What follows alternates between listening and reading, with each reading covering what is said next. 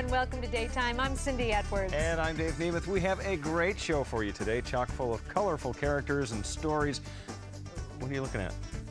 Have you lost weight? Actually, I've put on a few pounds. Why? Well, I don't know. I just think you look a little drawn today.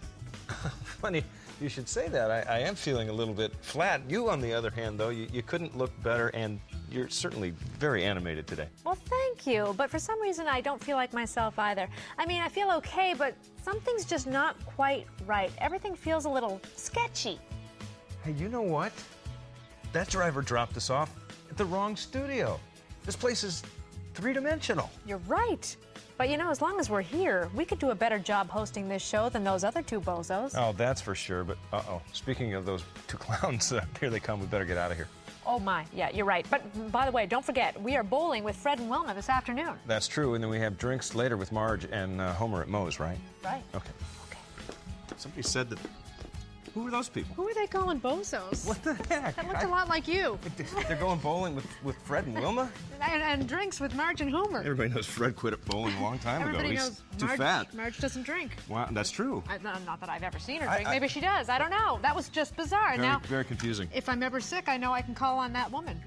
That looks just that's like true. me. She could fill in. In fact, she was dressed like you and everything. And she's been in our wardrobe. So is he. I liked her dimensions.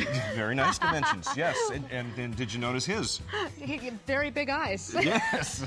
No, that pretty much captured you. Yeah, sure it did. Impressed. That was really weird. Yeah, it was very strange. Are you responsible for that? Could be. Yes? Yes, I am. I'm partially responsible. We'll explain that a little bit later on. We're going to show you more of the characters, and we're going to show you how they were actually created.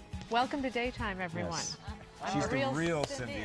That was a love tap. Okay, right now we're going to go back to that opening animation and how it was made. And that's one of the really cool things about hosting this show is that we get to try out interesting opportunities. For instance, having someone make an animated character of you. And if you saw the very beginning of our show today, you would have seen our characters. But if you missed it, that's okay, too. That's right. You're going to see them again in this piece, and we're going to show you how the folks at International Academy of Design and Technology made it all happen.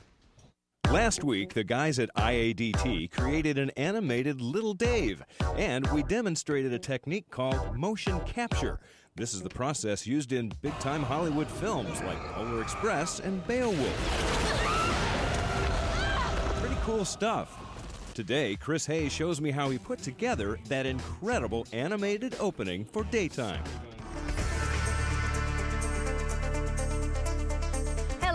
Welcome to Daytime. I'm Cindy Edwards. And I'm Dave Nemeth. Chris's guide was an actual videotape open that we sent him to work off of. Show for you today, chock full of colorful characters. The result was amazing. But how did he do it? Well, he already had a mini-me. Now he had to make a Cindy. This here is the model of Cindy. She's 3D, in 3D space. Basically, if you click on any part of her body, you can see the mesh itself and how it breaks down.